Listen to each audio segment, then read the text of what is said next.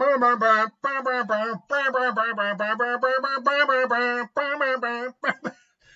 man, Godzilla -1. Look, this was my initial plan was to see Silent Night last night. The new action film with was it Joel Kinnaman? Which looked pretty fun, honestly. I was looking forward to it. And then I'm going through, it's like, what's my show times for the movie? Like, where is that movie? And I scroll by, like, wait, Godzilla -1 is playing at the... Oh, no, screw that. We're seeing Godzilla -1. And here we are. Look, let's not bury the lead. This is a fantastic film. I loved this film. This is Godzilla back to Godzilla's roots, where Godzilla was not the hero. And I love me my hero, Godzilla. I like the... I don't get a lot of people's hate for the new legendary. I mean, don't get me wrong. It's still got, there's a passionate fan base for the legendary Godzilla too. I mean, look at what Godzilla vs. Kong did. It was actually very financially successful movie, especially during a day and date release scenario. Honestly, they got a big fan of. But there's a group of people who do not like the legendary Godzilla series. I was literally watching I was scrolling Facebook and I saw like not a meme, but like a post where someone was going like, oh, they ruined Godzilla with the 99 one. Godzilla's back with the Millennium one. They ruined Godzilla with the legendary one. He's back with Shin. They ruined him with Godzilla vs. Kong. Like, well, okay, first off, you don't like those films, that's fine, but Jesus, calm down. They did not ruin Godzilla. But because technically speaking, it's not even technically, it's all subjective. If you think they ruined Godzilla, well, I'm sorry you think that, but just know your opinion is not law. I don't think they ruined Godzilla. I like the Legend of Godzilla. I like my Godzilla as a hero. I do like rooting for him. But it's also pretty awesome when he's a bad guy. And he is a bad guy in this film. Well, technically, he's really just an animal doing what he's doing, but he is a force of nature. We're back to that Godzilla. And I want to save Godzilla a little bit for later. Let's talk about the air stuff because I'm probably going to gush a lot about Godzilla himself. But I mean, the movie does start we get Godzilla very early in the film. And the movie starts with a kamikaze pilot landing to get his plane repaired on a base at the end of the war. And then Godzilla shows up, kills a bunch of guys, and he and one other guy survive, and it's really his story. And the best Godzilla films know how to make the human element just as interesting as the Godzilla element. Because when you really break it down, Godzilla in all of his movies, and I mean all of his movies, is actually never on screen for all that long. I mean, this one he's actually on screen for quite a bit, but there's giant chunks of the movie where he's not on screen, or you're at least remembering him, you're hearing about him through other people or whatever. People are talking about Godzilla is this, we must stop Godzilla. This is the way we'll stop Godzilla. So yeah, Godzilla movies that are good because the human element works as well, and the human element works here. And it's doing something because Godzilla is an allegory for the atomic bomb, and he's always kind of not a remnant, but a reminder of World War II. It's always good to see different takes on the aftermath of World War II and how it affected others. In this case, it's the effects of PTSD and how people have survivor's guilt. It's particularly our main character, Shikishima, where I'll tell you this right now, he is both likable and unlikable. There are points where you're like, dude, like he actually says a few things in the movie where you're like, dude, I don't care. I don't like movies, I don't like reality either, where people try to use something they're going through as an excuse. It works here because when you see war, sure, and you got to give a lot of leeway to that. There are points where he doesn't even know if he's still alive. Like he wakes up from a bad dream and he wonders if he's actually awake.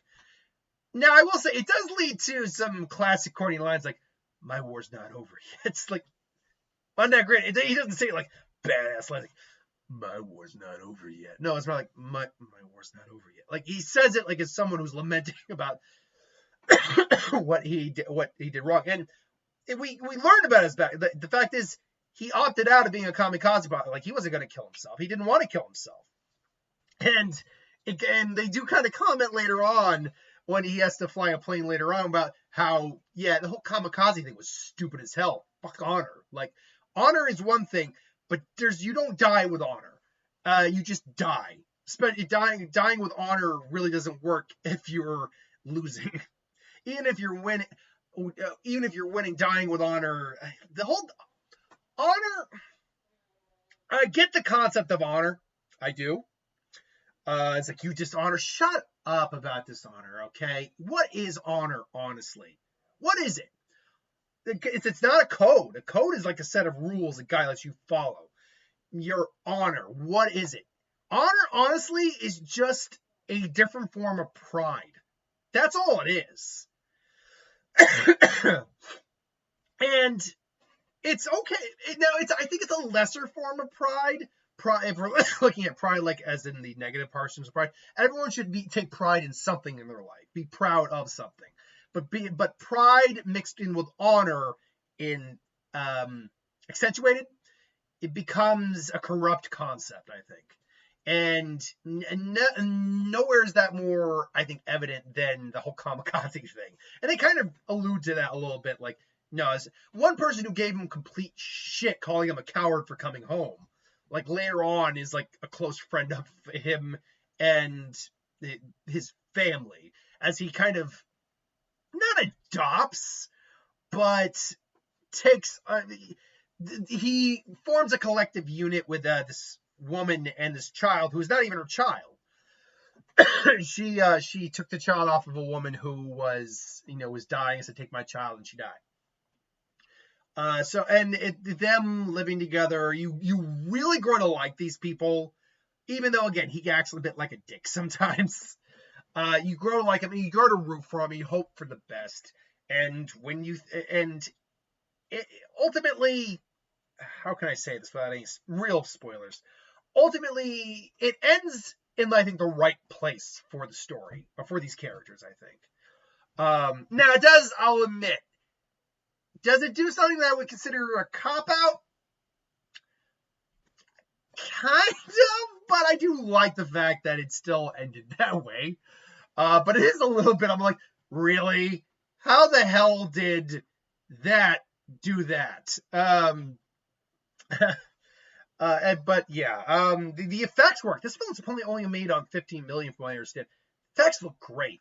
Only once in a while does Godzilla look maybe just a little CGI-ish, but not in like a severely bad way.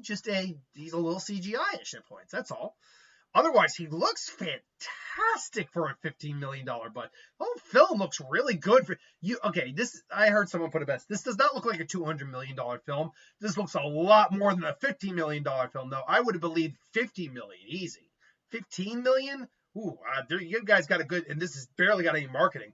This film could easily make its money back if it's got enough screenings. And the word spreads. I like the human. I like all the side characters too. You really get to like and relate to these guys. A lot of them had been through the war, and so they kind of understood the atrocities of it. There's one guy who hadn't been, and he wish he had been, but they're all like, no, you don't. You should be proud to have not gone to war. So yeah, I really dug that aspect as well. But let's talk about Big G himself, Godzilla. How many versions of Godzilla have we had now? We had Showa, Heisei, Millennium, Zilla. I mean, I like 99, but not as a Godzilla movie. It's just a monster movie. Zilla works fine. But as a Godzilla movie, it fails a little bit. Then you add, Heisei, Showa, Millennium, 99, Shin, Godzilla Earth, Godzilla Ultima, which I never watched that one. Legendary's Godzilla. There's a couple comics with Godzillas as well. But we're really only looking at the stuff split the screen. And now you got this one, Godzilla -1. I'll tell you what, right now, this is probably one of the most menacing and imposing and threatening and frightening Godzilla's been in some time. Like I said, I love me my hero Godzilla. I really, really like the legendary Godzilla. He is one of my favorite Godzillas. But this Godzilla is showing you he's not effing around. He is huge. He is menacing. they show off some abilities of like there's a clip online where he's chasing a boat and throwing mines at him, and one lands in his mouth and explodes. Obviously, it doesn't kill him because it blows up in his mouth, and you actually see it knocks him out from it, and then he basically has a Wolverine like regenerative. I'm like, oh, well, that's new, and that's frightening as shit. And then he takes out more people, and then ultimately comes out, starts wreaking havoc. I'm not going to exactly explain how it works. This might be the most destructive, save for maybe Shin Godzilla, we've seen his atomic breath in film. Now, keep in mind, this is not the most powerful version of Godzilla. It's not. This is not even the most powerful. We've seen the atomic breath. We've seen it literally blow up black holes. We've seen it blast a hole to the center of the Earth from Legendary. Earth Godzilla did the whole black hole, and Millennium series did the black hole thing too. We've and in the crossover comic right now, we've seen him knock out Superman with the damn thing. So this is not the most powerful we've seen the atomic breath, but at least in terms of like scaling, but in terms of the visual devastation of what this thing does, save for maybe Shin Godzilla, and even then, Shin Godzilla, while really impressive and really destructive, I might still give it -1's Godzilla. It is so like unique, and it truly represents the fact that he is a product of, he is an allegory for the atomic bomb. Excuse me. Oh God. And never at any one point in time do you let's say sympathize, see him as the good guy, but at the same time you're still like, it's Godzilla, you still kind of root for him. His design too is very unique. It seems to be taking elements from Shin Godzilla, definitely, particularly with the back spikes and the way he's kind of holding his arms a little bit like tiny arms.